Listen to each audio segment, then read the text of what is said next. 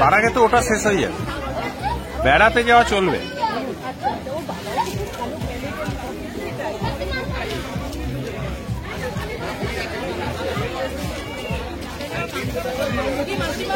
ভালো লাগছে এখানে, আমরা যেখানে গেছি সেখানে মাকে নিয়ে যাই। মানে বাবা ছাড়া তোমার আসবেন না, মা ছাড়া বাবা। কি কথা বলছে দেখো, কাপড় হাসি বেরিয়ে গেছে, অন্তত হাসাতে তো পেরেছি।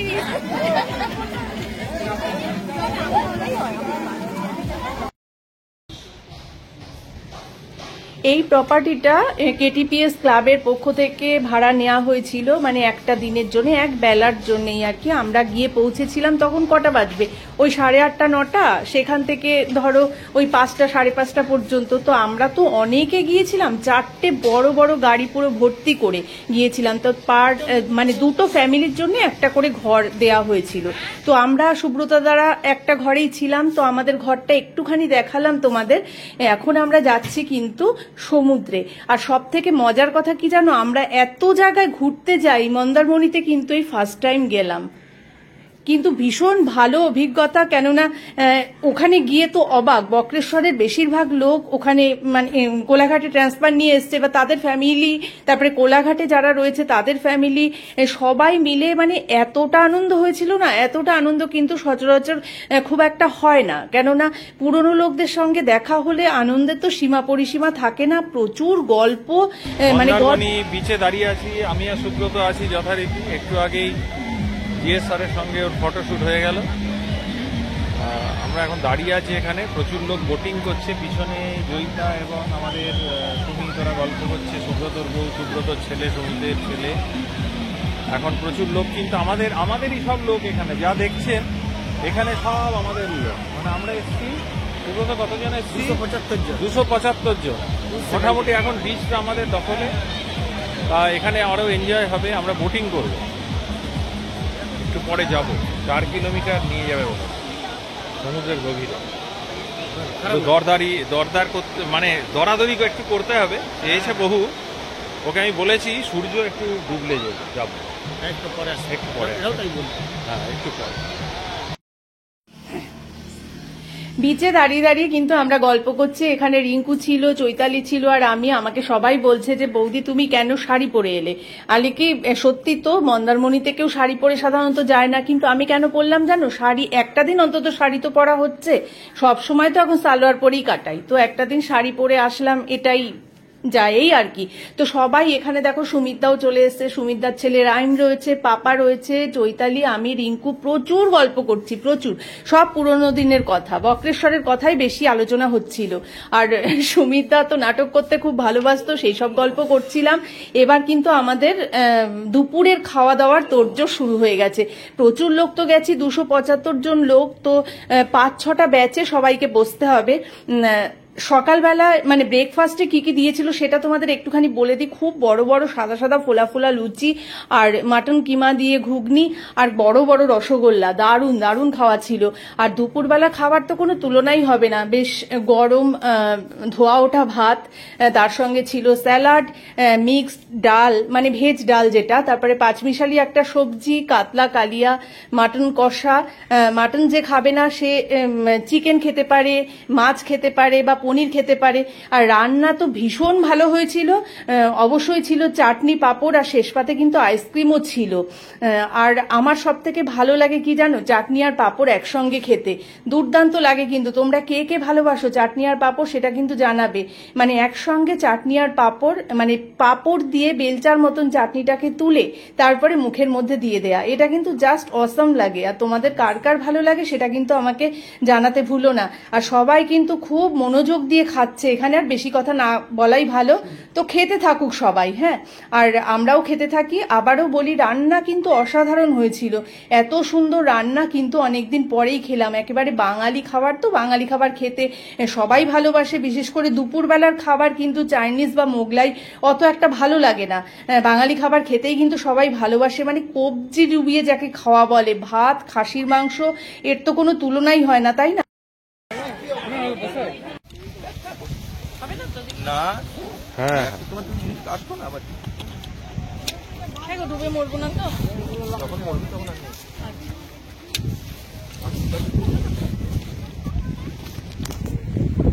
জয়িতা যাচ্ছে কোথায়? শ্রীলঙ্কা। গুড। কন্যাকুমারীতে চান করে সুব্রত রেডি হয়ে গেছে। সুব্রত রেডি। চৈতালি কোথায় যাচ্ছ? শ্রীলঙ্কা বলছে, শ্রীলঙ্কা মন্দারমণিতে থেকে শ্রীলঙ্কা। হ্যাঁ,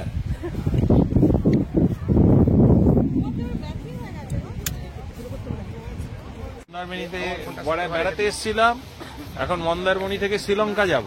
এই যে আমরা সব রেডি হয়ে গেছি, এদিকে এসো। আমরা যারা শ্রীলঙ্কা যাবো, আপনার ক্যাবটা খুলে দিয়ে যাবেন। হ্যাঁ ক্যাব খুলে দিয়ে যাবো, ক্যাব রেখে দেবো। হ্যাঁ ক্যাব খুলে যাব, চশমা না থাকলে দেখতে পাবো না। তো আমরা চললাম শ্রীলঙ্কা, যদি ফিরি আবার দেখা হবে। আমি লইলাম বোতলটা নিয়ে। এখানে কি সুব্রতদা, এখানেও কোনো একজন জামাইয়ের খোঁজ পেয়েছে, সেটা কে পরে পরে বলা যাবে, এখন রঞ্জনের সামনে বলা যাবে না। কালিম্পংয়ে গিয়ে অ্যালেক্স জামাই ছিল, সেটা তো তোমরা জানো। এখন মন্দারমণিতে এসেও কিন্তু একটা জামাইয়ের খোঁজ পেয়েছে। সেই জামাইকে সেটা পরে দেখাবো। আর এই যে সুব্রতদার ছেলে, মেয়ে নেই কিন্তু জামাই আছে, জামাইয়ের খোঁজ পেয়েছে। হ্যাঁ কি বলছে ডুবে যাবে, মানে এইটুকু আসতে গিয়ে। হ্যাঁ কাদা আছে, আমিও বুঝতে পারছি কাদা আছে, জল আসছে, কিন্তু এটাই মজা। প্যান্ট ট্যান্ট যা পড়েছিল সব ভিজে গেছে। আস্তে আস্তে ওঠো। হ্যাঁ ওদের আগে দুজনকে তুলে দাও। আমরা এই পার থেকে এতটা দূরে চলে এসেছি, মানে এই যে এতটা জলে হেঁটে এসেছি। এবার এই আস্তে আস্তে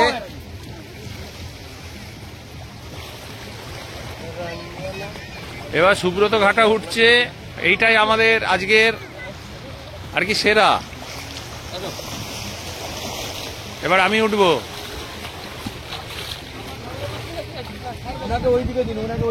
আর আমার পদবি কি? বাপি শেখ। আমরা এখন বোটে উঠে পড়েছি। আমাদের সঙ্গে যাচ্ছে কে? রাজু। রাজু আমাদের নিয়ে যাচ্ছে। আর আর আর কে? আপনি কে? হ্যাঁ উনি আমাদের একদম স্টার্ট করে দিলেন। এই আমরা শুরু করলাম। আপনি কটা শুরু হচ্ছে দেখো। হ্যাঁ আমি দেখে নিয়েছি, ঘড়ি দেখ। 4:10 না 5। তোর ঘড়িতে যা আছে তাই। হ্যাঁ 4:10। আমরা চলেছি শ্রীলঙ্কা। দেখে কপিরাইট। ভালো করে আচ্ছা আমাদের এখনো কিন্তু স্টার্ট হয়নি। আমাদের এখনো স্টার্ট হয়নি, এই স্টার্ট হলো। হ্যাঁ এই স্টার্ট। তো দুলবেই, ওরা তো দুলবেই। দোলাই। তোর মায়ের জন্য নয় রে, আমরা দুজনেই এই পাশে প্রচুর। আর আমাদের সামনে হচ্ছে টাইটানিকের নায়ক বাপি শেখ। বাপি শেখ। এইদিকে একটু চেয়ে বলুন বাপি। এইদিকে চেয়ে, এইদিকে তাকিয়ে। না রাজু জানা, আমি ওর নৌকায় দিয়েছি হানা। কেউ করেনি মানা। আচ্ছা আচ্ছা, আপনি কি জামাইয়ের খোঁজ পেয়েছেন সেটা একটু বলুন।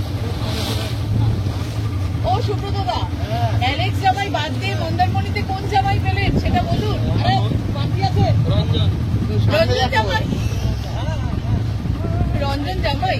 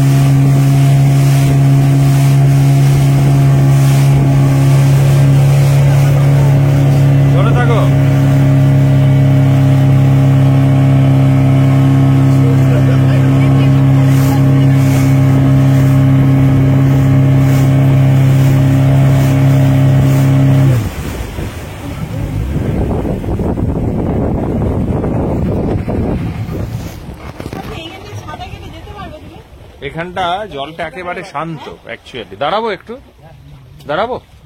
দাঁড়াতে পারো, বসতে পারো, দৌড়াতে পারো। আচ্ছা, এইখানটা আমরা চলে এসেছি শ্রীলঙ্কার কাছে। এখানে এই যে আমাদের সুব্রত দাঁড়িয়ে আছে, ওই পাশে শ্রীলঙ্কা। আমরা একটু রেস্ট নিচ্ছি এখন। আর এদের খিদে পেয়ে গেছে বলে এরা ভয় পাচ্ছে, যে কোনো মুহূর্তে পড়ে যেতে পারে। আর পাপা এখানে বসে। রাজু তো মজা করলাম, তোমার কথা তুমি জানা, আমার ঘাটা। আপনি তো শেখ, আপনি তো শেখ। সেই জন্য তোমাকে আমি মজা করে শেখ বলেছিলাম, তুই বড় দুঃখ পাবে। আমিও শেখ, শেখ আর চৈতালি শেখ আর রচিত শেখ। জাতি ভেদাভেদের নিয়ে ও জানা। আচ্ছা, ওই যে ওই পাশে আছে, ও কি করার জন্য ও মাছ ধরছে? ওই যে দূরে ট্রলার, ওরা এমনি ফিশিং বোট। ফিশিং বোট, মানে ওখানটা যেতে তোমার এই বোটে অত দূর যাওয়া যাবে, কিন্তু মানে এবার জলটা মার।